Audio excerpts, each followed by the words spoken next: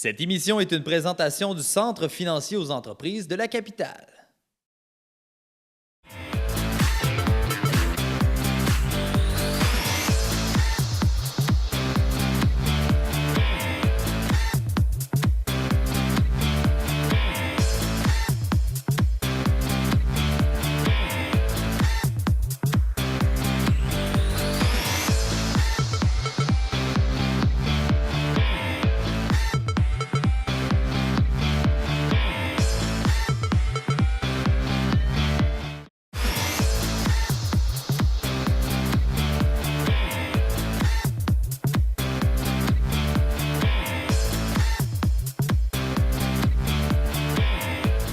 Bonjour, Monsieur l'abbé.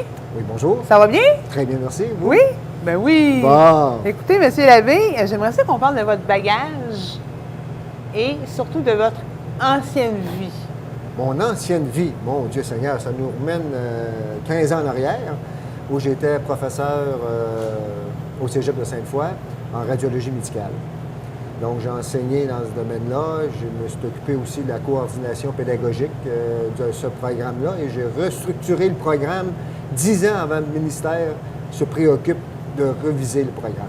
Donc, j'ai été assez actif, je pense, au niveau de l'enseignement au Cégep. Mais on parle de l'enseignement, on parle aussi de la fromagerie. Oui, la fromagerie, bien ça, c'était dans un projet de retraite. J'ai pris une retraite quand même relativement jeune.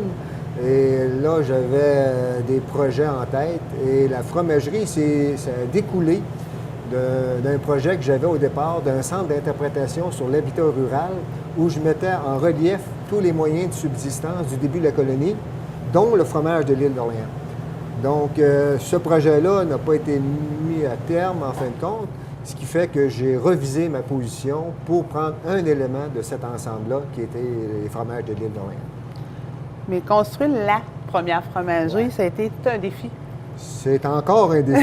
C'est encore un défi. Pouvez-vous nous en parler de ce projet-là? C'est quand même un projet d'envergure, là. Oui, c'est un projet que j'ai pu concrétiser suite aussi à des échanges que j'ai eus sur le perron de l'Église avec Jacques Boulet, qui s'est associé au projet dès le début et qui a participé activement au début de la formation de la fromagerie. Et parce que c'était quand même intéressant, parce que M. Goulet il avait supervisé un travail de recherche d'Hélène Thiboutot, qui était une de ses étudiantes, qui avait fait une recherche sur le fromage de l'île d'Orléans. Donc, ça venait complémenter, en fin de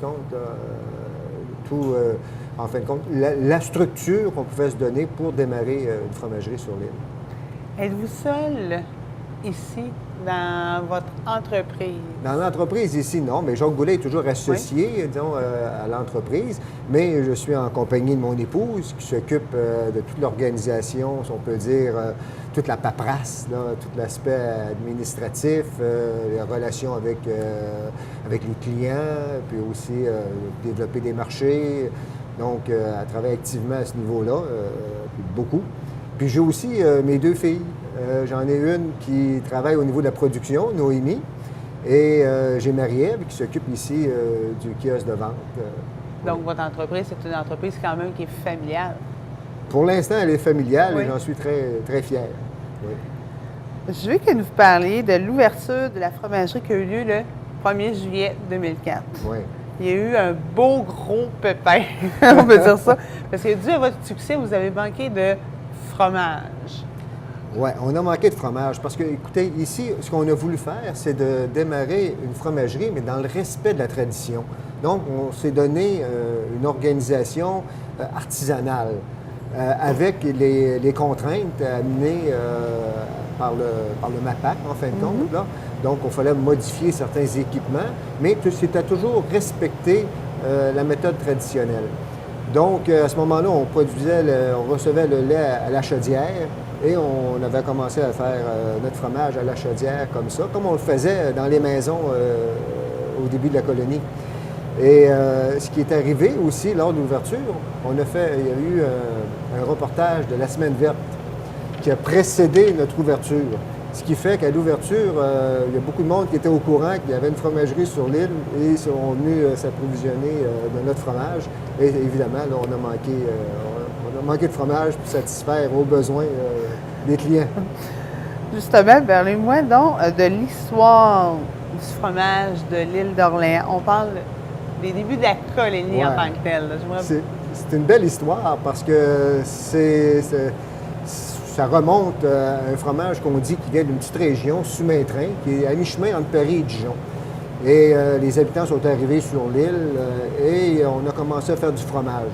Mais ça s'est tellement, comment je pourrais dire, peaufiné sur l'île que la recette originale s'est modifiée là, par les habitants d'ici sur l'île d'Orléans pour pondre réellement quelque chose de bien spécifique. Ce qui fait que c'est le premier fromage fait dans l'Amérique qui date, on dit, aux alentours de 1635. Il faut se souvenir que Champlain a fait venir ses vaches en 1610 et à partir de là, je veux dire, les vaches se sont multipliées parce qu'il y avait des vaches mâles à travers. Là. Donc, ça s'est multiplié pour avoir un certain volume de vaches. Et on a commencé à faire du fromage, mais c'était un moyen de subsistance et c'était aussi un moyen de troc. Hein? Fait que les gens s'échangeaient des biens et des services. Et c'est pour ça que un des défis qu'on avait à relever, c'est qu'on a parti la première fromagerie du premier fromage fait en Amérique. Parce que c'était un fromage domestique. Fait que les gens le fabriquaient dans leur maison. Il n'y a jamais eu de fromagerie sur l'île d'Orléans. Il y a eu des beurreries, mais il n'y a jamais eu de fromagerie. C'est pour ça que le défi qu'on s'est donné, c'est un défi patrimonial et se donner aussi une architecture respectueuse aussi de ce produit-là. C'est pour ça qu'ici, on retrouve un décor d'inspiration du 17e siècle. On a une structure à tonneaux et mortail, cheville de bois et avec un environnement aussi qui se marie bien, je veux dire, à cette époque-là. Et même les uniformes, justement. Pardon? Même les uniformes de votre fille, lorsqu'elle Oui, travaille, elle a... on reçoit les gens ici en costume d'époque du début de la colonie. Et même on a planté des pruniers de Damas ici en arrière parce que c'est devenu la prune de l'île d'Orléans à une certaine époque. Pour être dans l'ambiance du 17e siècle, je veux dire, on a planté aussi de ces arbres-là. Il y a eu... Avez-vous expansionné à quelque part? Est-ce que ça a grandi, sa partie? Oui, par la force des choses. Oui. Parce qu'au début, notre lait était pasteurisé dans une autre fromagerie qui a fermé ses portes. Et là, ça nous a forcé ici à s'organiser pour être capable de pasteuriser notre lait, parce que le fromage de l'île d'Orléans, c'est un fromage qui est fait avec du lait pasteurisé. Et c'était un défi aussi, là, je veux dire, à rencontrer. Oui, c'est sûr qu'on a agrandi un petit peu par la force des choses, parce qu'on s'est aperçu au fur et à mesure qu'on avançait dans le projet, qu'il fallait augmenter notre volume. Il fallait amener une certaine rentabilité, au moins faire nos frais fixes, là, comme on dit. Et donc, il fallait augmenter notre volume de production de fromage. Et le fromage, il est fait ici dans le sous-sol. Oui, c'est ça. Hein? C'est fait dans le sous-sol. Ici, encore là, c'est des vestiges d'un hôtel qui est passé au feu en 1971. Et on a récupéré ces vestiges-là pour bâtir la fromagerie. C'était intéressant parce que c'était une cave qui restait. Tout le reste avait été passé incendié. Et cette cave-là, on l'a travaillée pour en faire notre salle de production et nos salles d'affinage aussi pour les fromages. Vos projets d'avenir, vous m'avez parlé tantôt d'un projet de retraite. Oui. Vous travaillez encore beaucoup, mais vos projets d'avenir? Bien, écoutez, c'est de respecter l'objectif qu'on s'était donné au départ. Notre mandat, c'était de faire revivre le fromage de l'île d'Orléans, mais le fromage de l'île d'Orléans, c'est un fromage qu'on déguste sur 3 formes. La première forme, c'est la forme fraîche, qu'on appelle la faisselle. La faisselle, c'est le nom du moule qu'on utilisait pour mettre en moule le caillé. Donc, ça, c'est un fromage frais, un fromage à dessert, que les gens peuvent utiliser aussi pour mettre dans leur lasagne, peu importe. Là, je veux dire, c'est un fromage intéressant à prendre, un fromage de premier niveau. Donc, les gens sur l'île mangeaient ce fromage-là. Par la suite, on arrivait avec un fromage à rôtir. Sur l'île d'Orléans, on l'appelait la galette. Nous, on ne l'a pas appelé la galette parce que ça existe déjà, un fromage qui s'appelle la galette, mais on l'a baptisé le paillasson. Le paillasson, parce que ça fait référence aux recherches qui ont été faites sur ce qui caractérisait le fromage de l'île d'Orléans. Donc, parce que le fromage de l'île d'Orléans, c'est un produit du terroir. Hein? C'est juste à l'île, en réalité, qui va se faire et se goûter de cette façon-là, parce que c'est l'environnement qui l'a défini. Parce que le fameux paillasson, c'était des roseaux cueillis du côté nord de l'île, qu'on allait couper pour tracer un petit tapis de jonc qu'on baptisait le paillasson et sur lequel on déposait le fromage pour le faire égoutter et le faire sécher. Donc nous, comment je peux dire, toutes les recherches scientifiques ont porté sur cet élément-là pour trouver ce qui caractérisait le fromage. Et c'est là qu'on a vu qu'il y avait des micro-organismes sur ces joncs-là et qui participaient, disons, à la saveur, si on peut dire, du fromage de l'île d'Orléans. C'est pour ça que, dans le respect des recherches qui ont été faites sur le paillasson, bien, le fait de baptiser notre fromage à rôtir, le paillasson, c'était quand même signifiant pour nous. Vous avez connu des hauts. On a connu des hauts. Et des bas. Je pense que ça fait partie de l'enjeu d'un commerce, en fin de compte.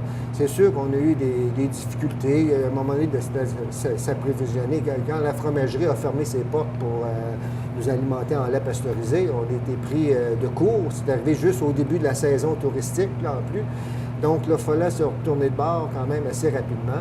C'est pour ça ici que la boutique a pris de l'ampleur à ce moment-là pour être capable de compenser aux pertes parce qu'on ne produisait pas de fromage à ce moment-là. Donc, c'était de se réorganiser pour être capable de produire notre fromage le plus rapidement possible. Mais rapidement possible, c'est toujours des contraintes à un moment donné de permis qui fait que le temps devient très, très long. Ce qu'on pense réaliser dans un temps relativement court, ben, c'est relativement long. Donc, ça fait partie des bas.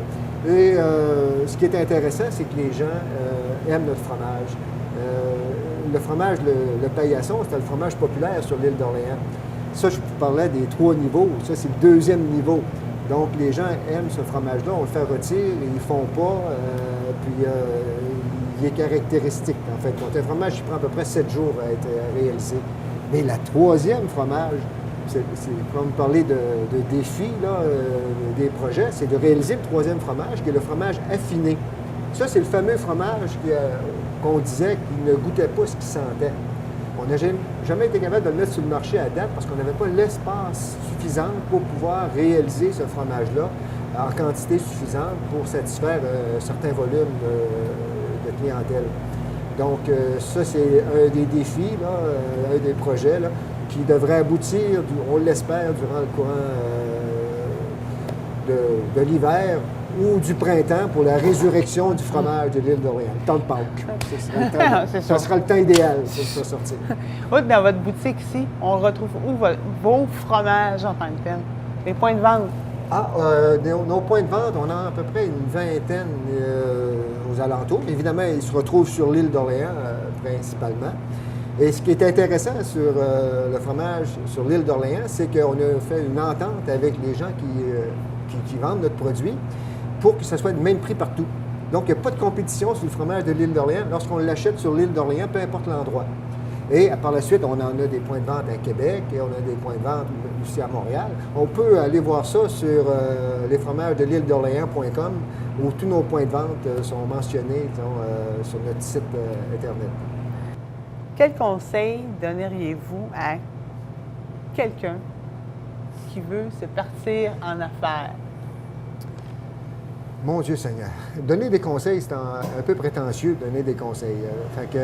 Mais ce que je peux dire, par exemple, c'est que j'étais dans l'enseignement. Il y a des mauvaises langues qui m'ont dit un jour, tu ne peux pas rester dans l'enseignement toute ta vie. À un moment donné, il va falloir que tu finisses par travailler. Ça, j'ai mal pris ça au départ parce que dans l'enseignement, je peux vous dire qu'on travaille beaucoup. Sauf que partir une entreprise, il ne faut pas regarder notre temps. Donc, il faut s'investir, puis il faut même se dépasser bien souvent. Parce qu'il y avait un peu raison, parce que moi, à 5 heures du matin, je suis debout, puis mes journées continuent un peu en soirée. Hein? Donc, puis ça, c'est quasiment 7 jours par semaine. Donc, c'est une retraite très active. Et ce que je veux dire aux gens, il faut qu'ils aiment. Ceux qui veulent partir une entreprise, il faut qu'ils aiment ce qu'ils vont vouloir faire en réalité. Là. Donc, il ne faut pas qu'ils calculent leur temps. Il faut qu'ils imaginent que c'est de l'investissement à long terme. Et bien souvent, ça prend plus de temps qu'on pense. Mais si on aime ça, c'est plaisant parce qu'on se met toujours un peu au défi hein, quand on a une entreprise. Il y a tellement de choses, tellement de points qu'il faut toucher que ça devient passionnant. Profession entrepreneur a été rendue possible grâce à la collaboration du Centre financier aux entreprises de la capitale, Emploi Québec, le Centre local de développement de la Côte-de-Beaupré, la SADC de Charlevoix, Côte-de-Beaupré, Île d'Orléans et les carrefours Jeunesse Emploi de Montmorency et Charlevoix, Côte-de-Beaupré.